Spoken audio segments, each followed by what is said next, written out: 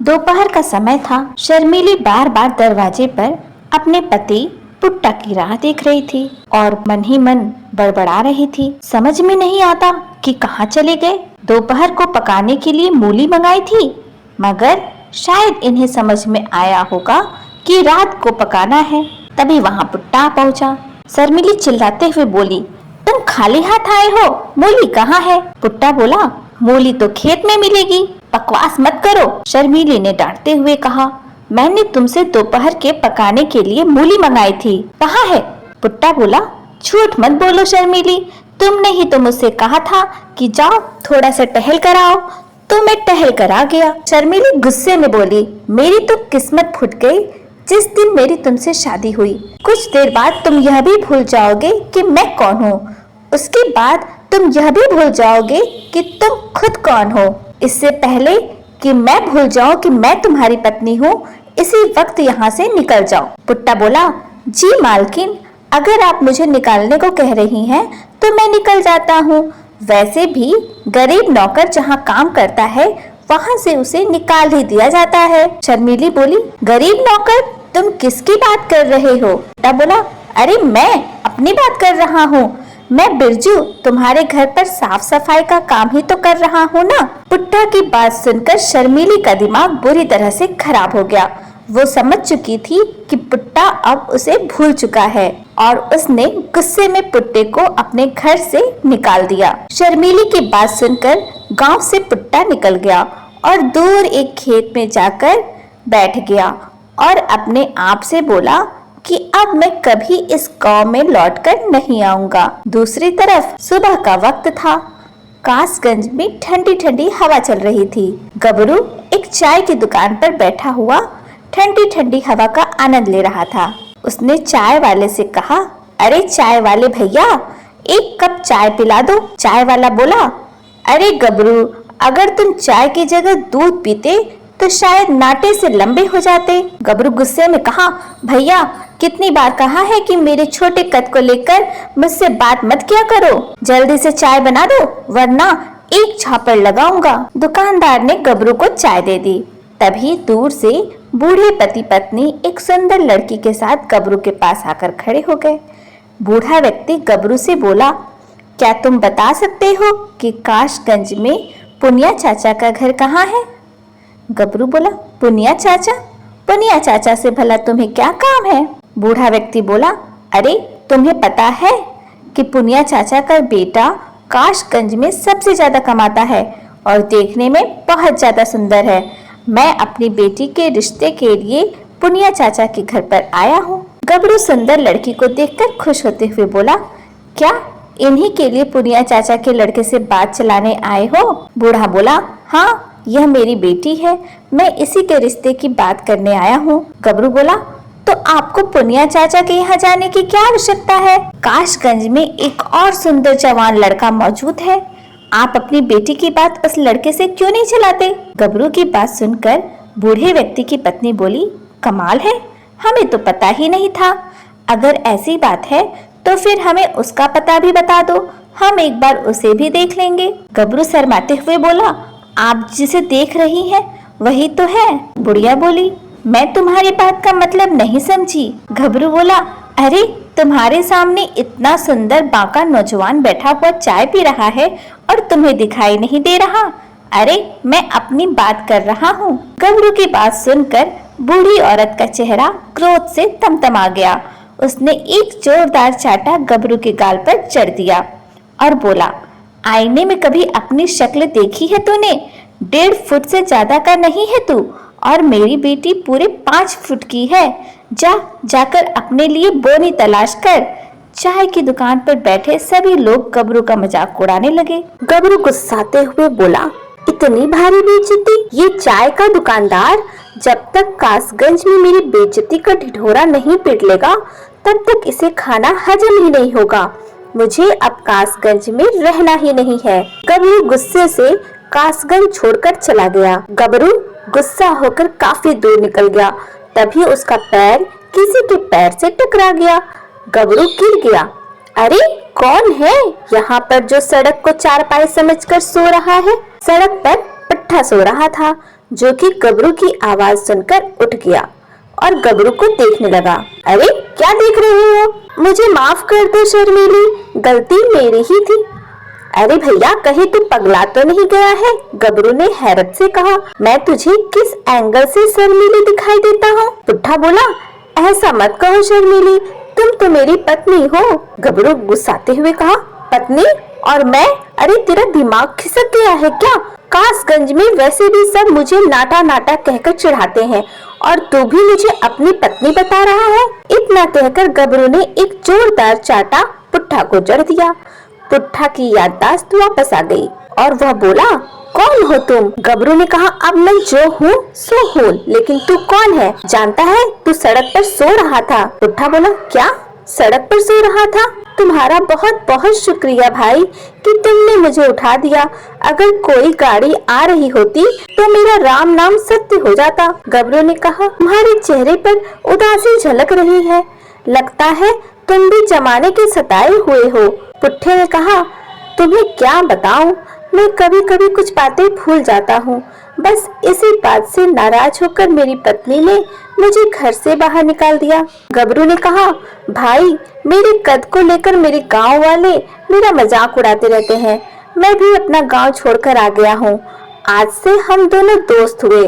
चलो हम दोनों मिलकर अब दुनिया वालों को लूट लेते हैं और बहुत सारा धन कमा लेते हैं। क्या कहते हो पुट्ठा? इस तरह से पुट्ठा और गबरू दोनों मिलकर एक दूसरे गांव की तरफ चल पड़े। रास्ते में पुट्ठा गबरू से बोला, मुझे तो बहुत तेज से भूख लग रही है भैया। गबरू कहा, भूख तो मुझे भी लगी है, लेकिन पैसे नहीं है। क्या तुम्हारे पास कुछ पैसे हैं? पुट्ठा ने कहा, भूख से भला पैसों का क्या संबंध? लेकिन जब भूख लगती है तो भोजन खाया जाता है, पैसा नहीं। गबरू ने कहा, अरे मूर्ख, भोजन मुफ्त में नहीं मिलता, पैसे से मिलता है, और मेरे पास तुम्हें खिलाने के लिए फूटी कौड़ी भी नहीं है। अब कोई चक्कर चलाना पड़ेगा। तभी गबरू को एक गांव की सीमा पर एक ढाबा नजर आया। गबरू पुट्ठा से बोला, देखो हम दोनों वहाँ चलते हैं, मैं उस ढाबे वाले को पटाऊंगा, ठीक है? गबरू पुट्ठा के साथ उस ढाबे के मालिक के पास जाकर बोला, हम 2 दिन से भूखे हैं, गरीब मजदूर हैं, हमारे पास खाने के लिए पैसा नहीं है और हमें बहुत तेज से भूख लगी है। ढाबे का मालिक पुट्ठा की ओर देखकर बोला, लेकिन यह तो बहुत हट्टा कट्टा लगता है। गबरू ने कहा, अरे यह मेरा बड़ा भाई है, बेचारा पागल है, इसकी जिम्मेदारी का बोझ भी मुझ पर ही है। तभी पुट्ठा क्रोधित होते हुए बोला, जो कि फिर से कुछ भूल गया था, लेकिन गबरू इस बात को नहीं जानता था। पुट्ठा ने कहा, अबे मैं तेरा भाई नहीं, तेरा पति हूँ। गबरू ढाबे के मालिक की ओर देखकर बोला, देखा आपने देखा, मैंने कहा था ना यह पागल है। सही कह रहे हो, यह तो कोई पागल ही है जो अपने छोटे भाई को अपनी पत्नी बता रहा है। गबरू ने कहा, जब यह खाली पेट होता है तो बहुत ज्यादा आक्रामक हो जाता है और कभी कभी तो किसी की हत्या करने पर भी उतारू हो जाता है। तभी पुट्ठा ने एक जोरदार चाटा ढाबे के मालिक के गाल पर जड़ते हुए कहा, शर्मीली मुझे भूख लगी है। ढाबे के मालिक ने कहा, हाँ हाँ भाई, तुम्हारी जो मर्जी आए तुम खा सकते हो, जल्दी से खाओ और यहाँ से जाओ। गबरू पुट्ठा के साथ उस ढाबे पर मनपसंद व्यंजन का आनंद उठाने लगा। खाना खाने के बाद पुट्ठा की याददाश्त वापस आ गई, मगर गबरू समझ रहा था कि पुट्ठा ने ढाबे के मालिक को डराने के लिए ऐसा जानबूझकर किया है। खाना खाने के बाद गबरू ढाबे के मालिक से बोला, अब हम दोनों को इस गांव में काम मिल सकता है? ढाबे के मालिक ने कहा, गांव में मुखिया की बेटी की शादी है, वहाँ पर कुछ मजदूरों की कमी पड़ रही है। तुम्हारा भाई देखने में तो काफी बलशाली मालूम पड़ता है, तुम्हें वहाँ काम मिल सकता है। गबरू पुट्ठा को लेकर मुखिया के घर जाकर मुखिया से बोला, हम दोनों भाई दूसरे गांव से आए हैं, हमारे पास पैसे खत्म हो गए हैं, क्या हमें कोई काम मिल सकता है? मुखिया ने कहा, मेरी बेटी की शादी है, जाओ सारे सामान अंदर रखो। गबरू पुट्ठा के साथ शादी का सामान अंदर और बाहर ले जाने लगा। काम करते हुए गबरू पुट्ठा से बोला, वैसे मैंने तुम्हें ढाबे के बाहर खामोश रहने के लिए कहा था, लेकिन तुमने ऐन मौके पर कैसे पागलपन की एक्टिंग की, एक बार को मैं भी दंग रह गया। पुट्ठा ने कहा, कैसा पागलपन? गबरू ने कहा, अरे तुमने किस तरह से ढाबे वाले के गाल पर चाटा चढ़ा है, लेकिन हम यहाँ पर काम क्यों कर रहे हैं? सुनो मेरी बात ध्यान से, यह गांव के मुखिया की बेटी की शादी है, शादी वाले घर में बहुत सारे सोने के जेवर भी होंगे।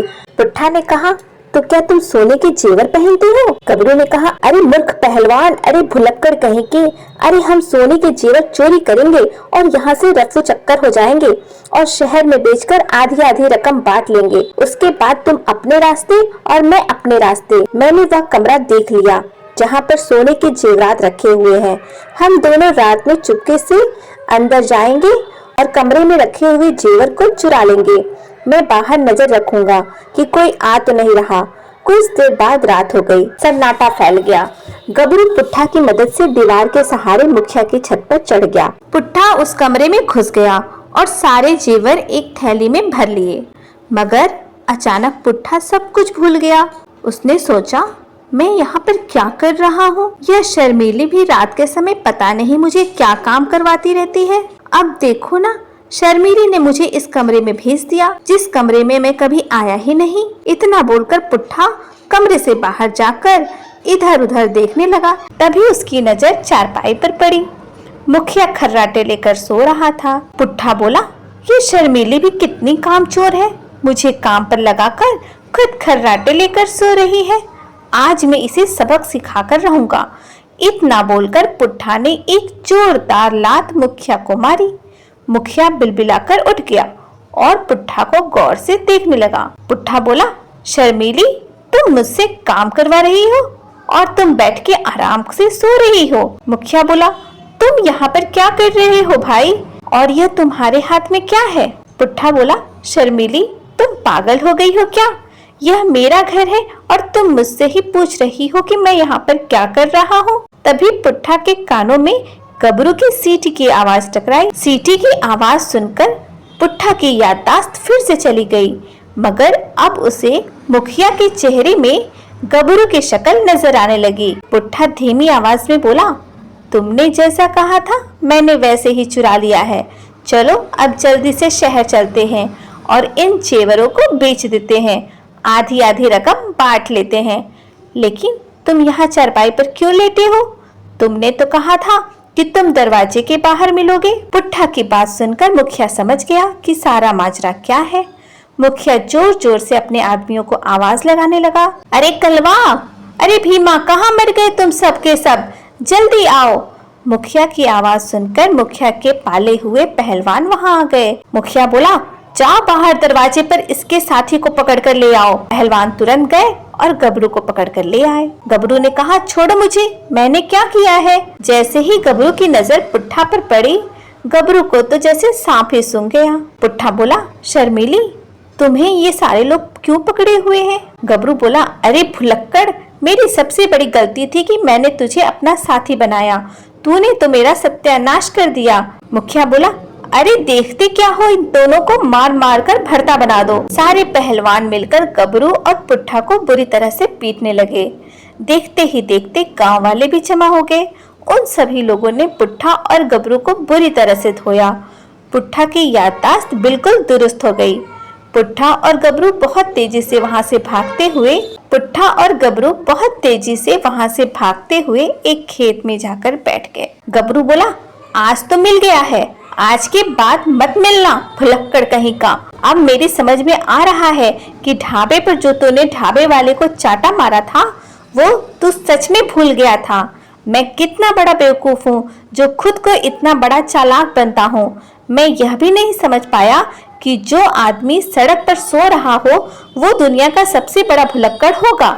इतना बोलकर गबरू कासगंज की ओर चला गया और पुट्ठा अपने घर की तरफ चल पड़ा। तो दोस्तों, यह थी आज की कहानी। कहानी यहीं खत्म होती है। कहानी कैसी लगी कमेंट करके जरूर बताइएगा। चैनल पर नए हैं तो चैनल को सब्सक्राइब करना बिल्कुल भी मत भूलिएगा। मिलते हैं अगले वीडियो में, तब तक के लिए राधे राधे।